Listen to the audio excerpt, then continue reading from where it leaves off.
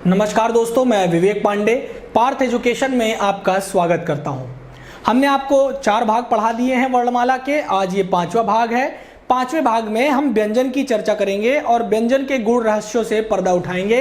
आइए देखें व्यंजन क्या होता है।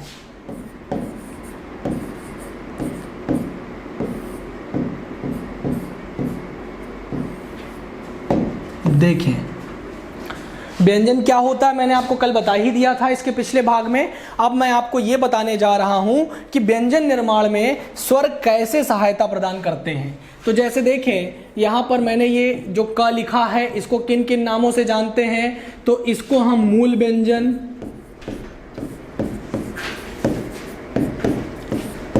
सबसे महत्वपूर्ण नाम अनुच्चरित व्यंजन बोला जाता है इसको।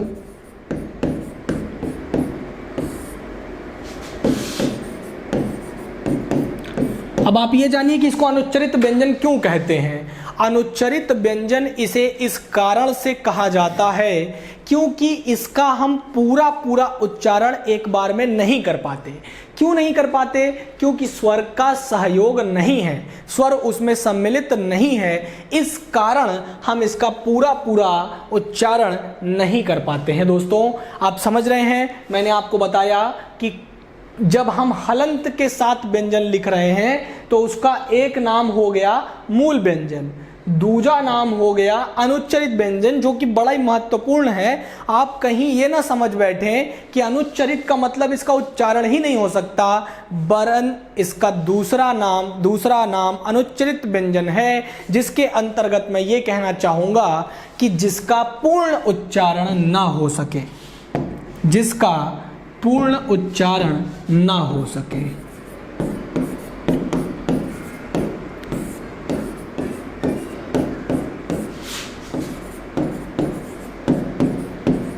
जिसका पूर्ण उच्चारण ना हो सके उसे हम क्या कहते हैं? अनुच्चरित व्यंजन की संज्ञा देते हैं। इसका तीसरा नाम क्या है? हम इसी की बात कर रहे हैं, इस हल का की, तो इसको हल व्यंजन की भी संज्ञा दी जाती है। और इसका अगला नाम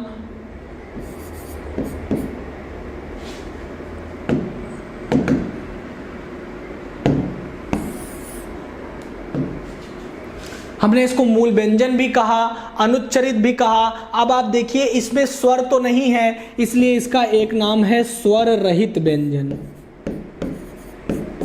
स्वर रहित व्यंजन।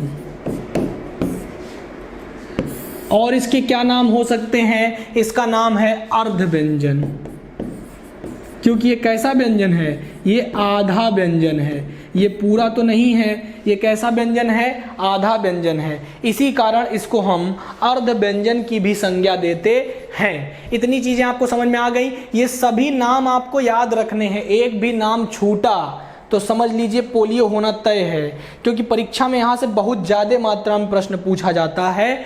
और व्यंजन की इस दशा को अनुच्चरित दशा का नाम दिया जाता है, ये हमेशा याद रखिएगा। क्योंकि आपके पिछले वीडियो के पेपर में जिन्होंने 2016 बैच का वीडियो का पेपर दिया है वह भी जानते हैं इस बात को बहुत अच्छे से, लेखपाल बैच के विद्यार्थी भी जानते हैं, क्योंकि यहाँ से 3 प्रश्न पूछ लिया गया था। तो इसको बहुत ध्यान से समझ लीजिएगा। जितने भी नाम हैं अलग अलग सेट में अलग अलग नामों से इसको पूछा गया था, तो इसको इस दशा को अनुच्चरित दशा की संज्ञा दी जाती है। व्यंजन की हल दशा को कौन सी दशा कहते हैं? तो उसको अनुच्चरित दशा कहते हैं। ये चीज याद रखिएगा। आइए अगले बिंदु पर चलते हैं। आप इसका एक स्क्रीनशॉट ले लीजिए जल्दी से प्लीज, एक स्क्रीनशॉट ले लीजिए।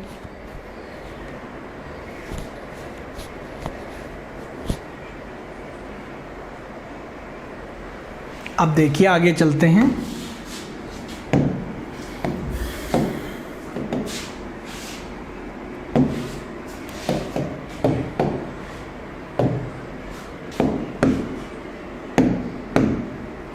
अब मैं आपको ये बताने वाला हूं कि मात्राओं के बारे में जरा जान लीजिए। मात्राएं हिंदी भाषा में मात्राएं 10 मानी गई हैं। जरा देखिएगा कैसे। अभी मैंने अनुच्चरित के साथ, ये क के साथ स्वर का संयोग करते हैं अ का, हम सबके साथ मिलाएंगे, पूरा स्वर मिला करके देखते हैं किस वर्ण के साथ, क के साथ मिलाता हूं मैं। ठीक है, आइए हमारा साथ दीजिए। जब हम इसको बनाएंगे क के साथ अनुच्चरित अ, अनुच्चरित क के साथ अ, तो क्या बना, संपूर्ण क बन गया, यही हमारा पूर्ण व्यंजन है। अब उसके बाद दूसरा देखिए, इसी क में यदि हमने आ मिला दिया तो क्या बन जाएगा, का। आप देखते जाइए कि मात्राओं का संयोग होने से किस प्रकार काम हो रहा है। फिर मैं अभी 2-3 महत्वपूर्ण पॉइंट बताऊंगा जहां से परीक्षा में प्रश्न पूछा जाएगा। और यह भी बहुत महत्वपूर्ण है, आपको बनाना आना चाहिए कि किस प्रकार स्वर का संयोग होने से कौन सा वर्ण निर्मित होता है। जब क के साथ हम मिलाते हैं ई, तो ये कौन सी ई है, ह्रस्व ई, इसको हम छोटी ई बोलते हैं। तो ये जब बनेगा तो क्या बनेगा, बहुत सारे विद्यार्थी इसको पढ़ने में भी गलती करते हैं, इसको की नहीं बोलते, इसको की बोला जाता है। इसके उच्चारण में कम समय, जबकि हम बड़ी ई लिखेंगे, यानी कि जब इसके साथ हम इसका संयोग करेंगे तो ये बन जाएगा की। इसके उच्चारण में एक मात्रा काल, क्योंकि ये ह्रस्व है, और जब हम दीर्घ की बात करते हैं तो इसके उच्चारण में 2 मात्रा काल, क्योंकि ये दीर्घ है। ठीक है, ये दोनों बिंदु समझिए। इसको बोलेंगे का, तो ये क्या है, दीर्घ है, और फिर इसको बोलते हैं की, ये क्या है, ह्रस्व है। समझ में आ रहा है ना आपको सबको अच्छी से। अब देखिए क आ ई, अब क्या मिलाएंगे भाई, ऊ। आप लोग बोलते जाइए जहां भी बैठे हैं, तो क्या बनेगा, कु।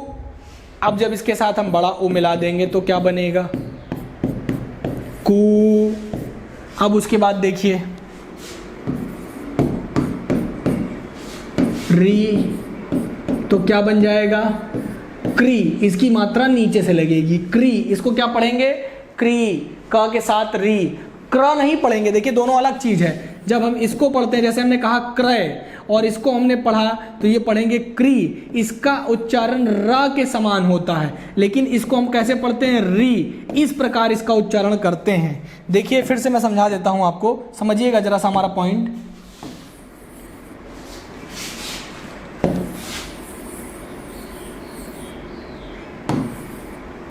देखिए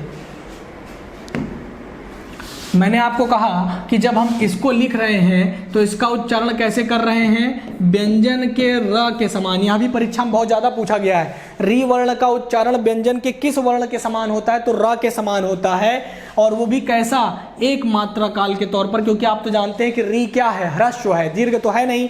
तो परीक्षा में बहुत सारे छात्र, पिछली बार इस प्रश्न के साथ बहुत ज़्यादा लीपापोती की गई थी, बहुत सारे छात्रों ने इस पर भी आयोग में प्रश्न उठाए थे, तो बहुत लोगों ने कहा कि नहीं यही उत्तर सही होना चाहिए, लेकिन आयोग ने उनको स्पष्ट कर दिया कि चूंकि री ह्रस्व स्वर है, इसीलिए क्री का उच्चारण व्यंजन के री के समान होगा, और जो री है वो ह्रस्व होगा, उसके साथ लगने वाली मात्रा ह्रस्व होगी, ना कि दीर्घ होगी। ये चीज समझ में आया आपको सबको।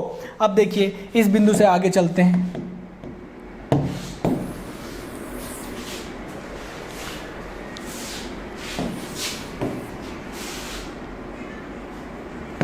समझिए,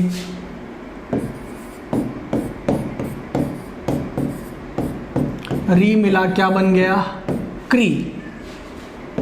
अब क्या मिलेगा, आ मिलाया आ, ई उ री ए ओ औ, सबको मिला करके देखेंगे क्या बना, के।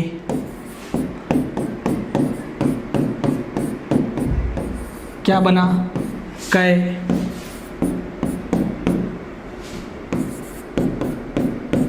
ओ,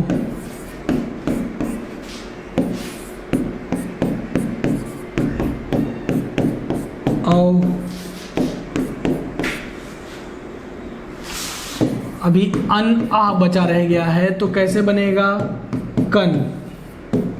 और आह बचा है तो कैसे बनेगा, आह। ठीक है, इतनी चीजें आपको समझ में आ गई होंगी। एक बार इसका स्क्रीनशॉट लें, फिर मैं इसको डिस्क्राइब करता हूं क्या है इसका अर्थ, इसकी व्याख्या करता हूं मैं।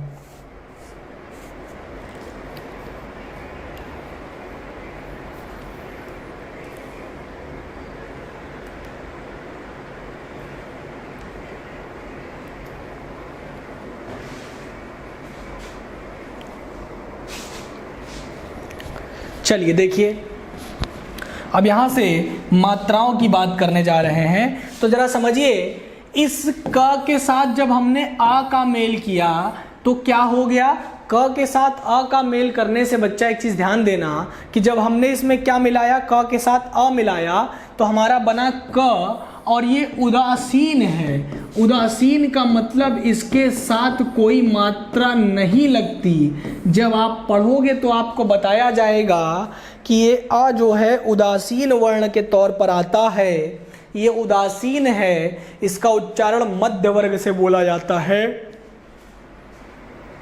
अर्थात इसको हम केंद्रीय स्वर की भी संज्ञा देते हैं, और इसके साथ कोई मात्रा का प्रयोग नहीं हुआ, केवल इसने वर्ण को पूर्ण कर दिया है और कोई मात्रा नहीं आई है। लेकिन जब आप यहाँ पर आते हैं तो मात्रा नंबर 1, यहाँ पर आते हैं तो मात्रा नंबर 2, यहाँ 3, फिर 4, 5, 6, 7, 8, 9, 10।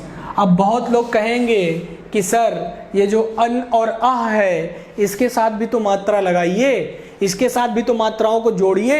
लेकिन मैं कहूँगा कि मैंने स्वर पढ़ाते समय आपको बताया था बेटा कि इसके साथ मात्राओं की गणना नहीं होती मतलब क्यों, मैंने बताया था इसको स्वरों में गिना ही नहीं जाता। ये तो अन और अ है, इसको तो हम अयोगवाह की संज्ञा देते हैं। क्या बोलते हैं बालक? अयोगवाह बोलते हैं। अयोगवाह मतलब क्या? अयोगवाहों की संख्या हिंदी वर्णमाला में 2 मानी गई है। एक होता है अन, जिसको हम लोग, और दूसरा है अह। इन दोनों के नामों पर ध्यान दें तो ये जो अन है इसको हम लोग किस नाम से जानते हैं, तो इसको अनुस्वार कहा जाता है। हिंदी वर्णमाला में इसको अनुस्वार की संज्ञा दी गई है और इसको विसर्ग की संज्ञा दी गई है। ये दोनों बहुत ही महत्वपूर्ण भाग हैं। जरा ध्यान दीजिएगा, अनुस्वार और चंद्रबिंदी एक नहीं है। अनुस्वार अलग है, चंद्रबिंदु अलग है। अनुस्वार के में केवल एक बिंदी लगती है, लेकिन जबकि चंद्रबिंदी में उसके साथ आधा चंद्र का भी प्रयोग किया जाता है। अब यहाँ से मैंने बताया कि अयोगवाह 2 हैं, एक अन और दूसरा आह, जिसके अंतर्गत मैंने बताया कि ये मात्राओं के तौर पर नहीं गिने जाते। दूसरा यहाँ से महत्वपूर्ण बिंदु ये कि भाई साहब इन अयोगवाहों को स्वरों में गिना ही नहीं जाता। अयोगवाहों की गिनती संपूर्ण वर्ण में व्यंजन के तौर पर होती है। ये बहुत महत्वपूर्ण चीज़ है। अब आप कहेंगे कि सर ये मानक है क्या? मैं कहूँगा बिल्कुल 100% मानक है। आचार्य कामता प्रसाद गुरु लिखते हैं, आचार्य विश्वनाथ प्रसाद मिश्र इसके विषय में लिखते हैं, आचार्य भोलानाथ तिवारी इसके विषय में लिखते हैं कि अयोगवाहों को संपूर्ण वर्ण में व्यंजन के तौर पर गिना जाता है। मैं जब वर्ण रचना में वर्णों को गिनती में रखूँगा, आपको गिन करके बताऊँगा कि देखिए यही आपके सामने कुल 52 वर्ण हैं, तो वहाँ मैं इसकी चर्चा करूँगा और बताऊँगा कि बेटा ध्यान से देख लो, मैंने इसको व्यंजनों में गिना है, स्वरों में इसकी गिनती मैंने नहीं किया है। तो अब आप देख लीजिए आपके यहाँ मात्रा कौन कौन सी है। मैं ज़रा इसे मिटाना चाहता हूँ, आप एक इसका स्क्रीनशॉट ले लें ताकि मैं अभी जो चीज़ें बताऊँ वो आप इसको कनेक्ट कर पाएँ, कोरिलेट कर पाएँ। एक स्क्रीनशॉट ले लें जल्दी से।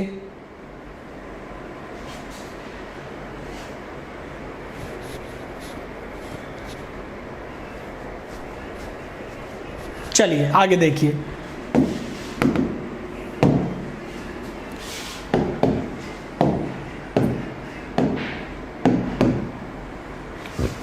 मात्राएं कितनी हो गई? तो मैंने बताया हिंदी वर्णमाला में मात्राओं की संख्या 10। मैंने इसकी काउंटिंग भी आपको करके सिखाया कि काउंटिंग कैसे है। तो पहला जब आप देखेंगे उदासीन, उदासीन का मतलब क्या होता है? उदासीन का अर्थ क्या हुआ? उदासीन मतलब जिस वर्ण के साथ कोई भी मात्रा नहीं लगती, जिसके साथ हम मात्राओं का प्रयोग नहीं करते, उसे हम उदासीन की संज्ञा देते हैं। तो आप देखेंगे ये आ वर्ण जो है ये उदासीन है, इसके साथ किसी मात्रा का प्रयोग नहीं करते।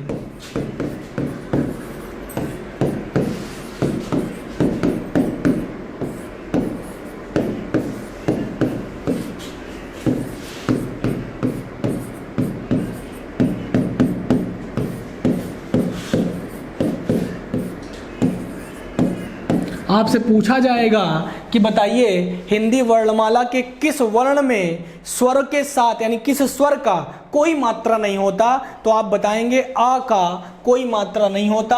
आ एक स्वर है और स्वर में भी कौन सा स्वर है, तो मूल स्वर है। तो आपसे पूछेंगे स्वरों के किस भाग की मात्रा नहीं बनती, तो आप बताएंगे ह्रस्व स्वर के आ के वर्ण की मात्रा नहीं बनती।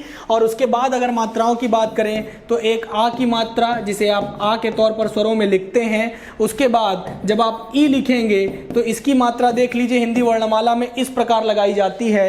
ये नहीं कि आप कोई वर्ण लिख रहे हैं तो उसके ऊपर इस प्रकार मात्रा लगा दें, इस मात्रा को र ही बोला जाएगा, इसको हम छोटी ई की मात्रा नहीं मानेंगे। तो ध्यान दीजिएगा ये जो ई है इसके साथ मात्रा इस तरह लगती है, इसका उच्चारण केवल और केवल एक मात्रा काल में ही किया जाना चाहिए।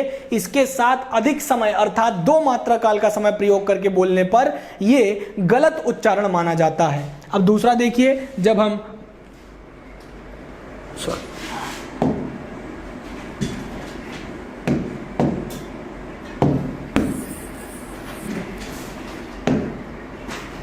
ये ई है, उसके बाद जब बड़ी ई बनाएंगे तो इसका उच्चारण ई के साथ किया जाएगा और इसकी मात्रा इस तरह लगाई जाएगी। आ के साथ कोई मात्रा नहीं, बड़ा आ की मात्रा ऐसे, छोटी ई की मात्रा ऐसे और बड़ी ई की मात्रा ऐसे। और जब ऊ की मात्रा लगानी हो तो जैसे आपने लिखना कू, तो ये मात्रा कैसे लगाया, इस प्रकार। और जब आपको बड़ा ऊ की मात्रा लगाना हो, जैसे इसको आप ऊ के तौर पर लिखते हैं तो आप इसकी मात्रा लगाते हैं इस प्रकार। और जब री की मात्रा लगानी हो तो ध्यान दीजिएगा, इसको मैंने बताया कि व्यंजन के र के समान। और र कैसा, र भी ह्रस्व वाला, क्योंकि इस प्रश्न के साथ पिछली बार आयोग में बहुत ही ज़्यादा उठापटक मचाया गया लेखपाल की परीक्षा को लेकर के। इस प्रश्न के साथ जितने भी विद्वान थे हिंदी के सब लेकर पहुंच गए हाईकोर्ट। और बीएचयू के 2 विद्वानों ने भी इसको स्पष्ट किया कि अगर री वर्ण की बात करें, क्योंकि री क्या होता है, हमारा ह्रस्व होता है, इसलिए उसके साथ व्यंजन का जो र लग रहा है वह भी ह्रस्व रूप में आएगा,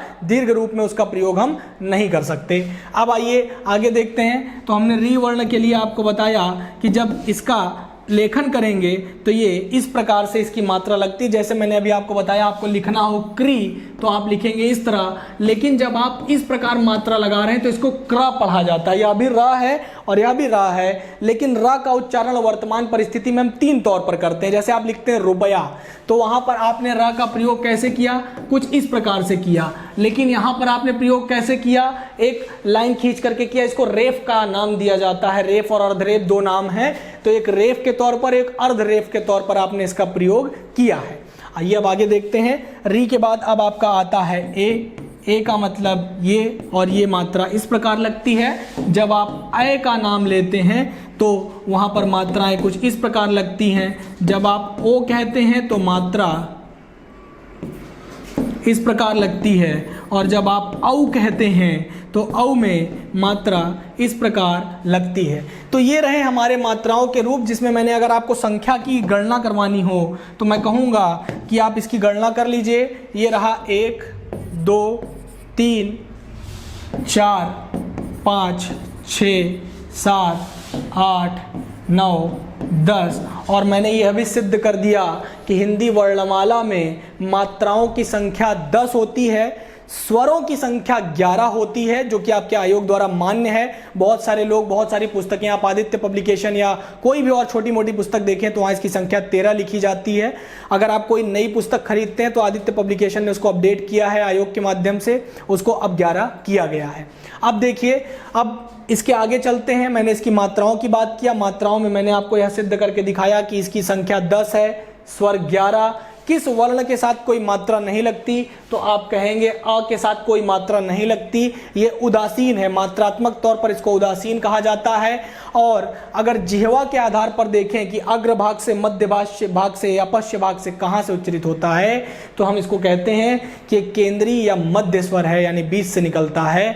अब उसके आगे की चर्चा करते हैं। देखिए, इतना एक स्क्रीनशॉट ले लीजिए आप इसका, ताकि मैं आगे आपको बता पाऊँ।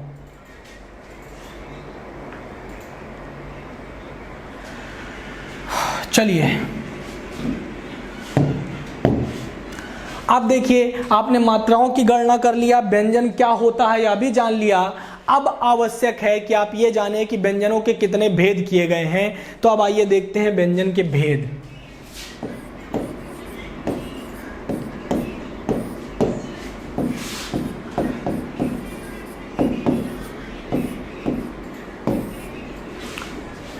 व्यंजन का भेद करना भी बीरबल की खिचड़ी के समान ही होता चला जा रहा है, क्योंकि वर्तमान की छोटी छोटी पुस्तकों के यदि आप देखेंगे तो किसी ने इसके 4 भेद कर दिए, किसी ने इसके 3 भेद कर दिए, कोई आया उसके 8 भेद बना देता है, कोई 6 भेद बना देता है।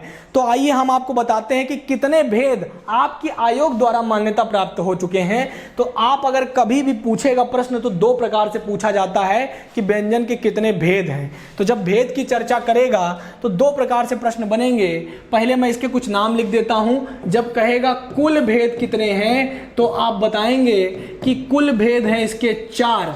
अगर कभी पूछ लिया कि उच्चारण के आधार पर या मात्रा के आधार पर कितने भेद हैं,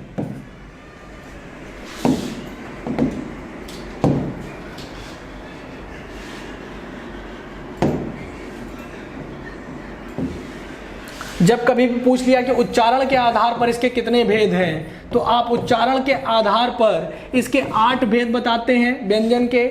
जब कुल भेद पूछा जाता है, कुल का मतलब 4 हो जाता है। बहुत से लोगों का सर चकरा जाएगा कि सर कुल में 4 ही रह गया और उच्चारण में 8 क्यों हो गया। तो वह भी मैं लास्ट में सिद्ध करूंगा और एक ग्राफ बनाऊंगा जिसमें पूरे वर्णमाला के ग्राफिकल वे में आपको ये समझाऊंगा कि किस प्रकार कुल कहने पर 4 ही रह गया और समूचे की बात कर देने पर वो 8 हो जाता है।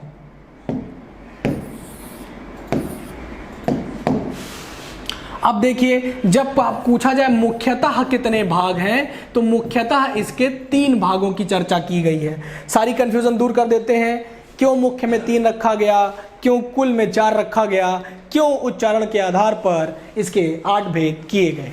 आइए समझते हैं कि व्यंजन के इन भेदों के बारे में। देखिए, जब हम व्यंजन के भेद करते हैं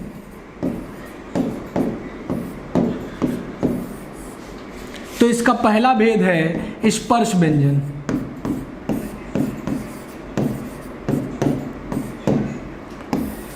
स्पर्श व्यंजन, इसी को हम दूसरा नाम देते हैं वर्गीय व्यंजन। अभी मैं आपको यह भी बताऊंगा कि इसको वर्गीय व्यंजन का नाम क्यों दिया जाता है। पहला हो गया स्पर्श व्यंजन, दूसरा है अंतस्थ व्यंजन, तीसरा है ऊष्म व्यंजन और चौथा है संयुक्त व्यंजन। तो मैंने आपको बताया कि व्यंजनों के कुल 4 भेद किए गए हैं। तो यही हैं आपके कुल 4 भेद जो आयोग से मान्यता प्राप्त हैं। पहला स्पर्श, दूसरा अंतस्थ, तीसरा ऊष्म, चौथा संयुक्त। लेकिन जब कभी आपसे पूछे कि मुख्य भेद कितने हैं, यानी मुख्य की बात करें, तो आप वहां पर केवल यही तीनों का नाम लेंगे। इन तीनों का नाम क्यों लेंगे अभी आप खुद इस चीज को समझ जाएंगे। जरा देखिए क्यों इनका नाम लिया जाएगा।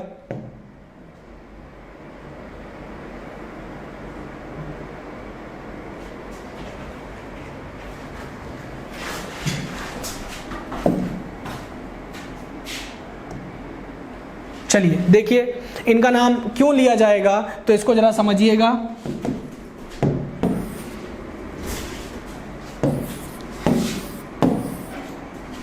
देखें, जब हम स्पर्श या वर्गीय व्यंजन की बात करते हैं तो इसके लिए हमारे आचार्य पाणिनि ने एक सूत्र दिया है, कादियो मावसाना स्पर्शयो।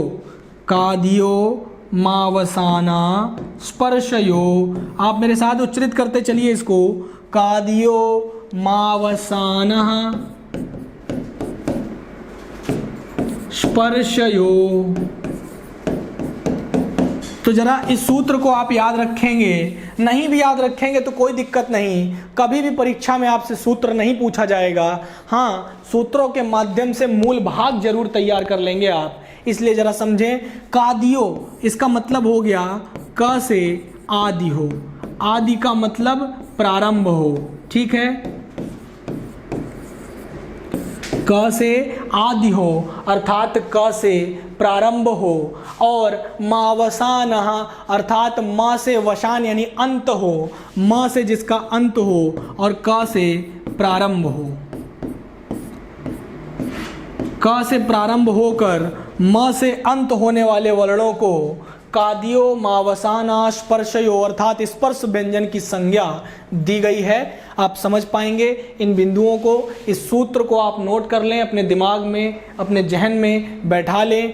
क से आदि अर्थात क से प्रारंभ, म से वसान यानी म से अंत होने वाले वर्णों को हम स्पर्श व्यंजन की संज्ञा देते हैं। जैसे अगर मैं इसको दूसरी भाषा में कहूँ तो हम कह सकते हैं कि क वर्ग से प वर्ग तक के व्यंजनों को हम स्पर्श व्यंजन की संज्ञा देते हैं। और चूंकि ये वर्गों में विभाजित है, क च ट त प, समझिएगा वर्गों में विभाजित है। जरा मैं फिर से आपको समझाता हूँ, इसका एक स्क्रीनशॉट लीजिए, मैं दूसरा आपको पॉइंट लिख करके दिखाता हूँ। देखिए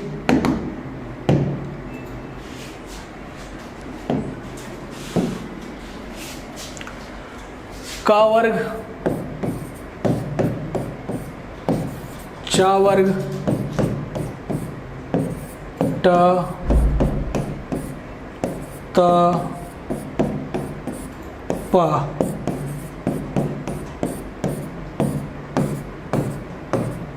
पहला वर्ग क वर्ग, प्रत्येक वर्ग में 5 वर्ण होते हैं और 5 वर्ग होते हैं, प्रत्येक में 5 वर्ण होते हैं। ये पॉइंट अभी यहीं पर रहने दीजिए, अभी इसकी गणित मैं आपको इस पॉइंट को लिखने के बाद समझाऊंगा। इस क वर्ग की बात करें तो इसके अंतर्गत क ख, अब जरा ख लिखना सीख लीजिए। बहुत लोग जब ख लिखते हैं तो ऐसे लिखते हैं, ये ख नहीं ये रव है। ख लिखने का तरीका ये होता है कि इसको इस प्रकार लिखा जाना चाहिए, इसे ख कहा जाता है, बीच में कोई भी गैप नहीं छोड़ा जाता। ये पॉइंट यहीं पर आकर के व जैसा बन जाता है, यहाँ बीच में स्थान छोड़ देने का मतलब उसको रव पढ़ा जाएगा। तो इसको सही लिखना भी सीखें, क ख ग घ। और अंगा भी आप लोग गलत लिखते हैं, अंगा में पॉइंट नीचे ना हो करके बगल में होता है। और फिर उसके बाद च छ ज झ इया।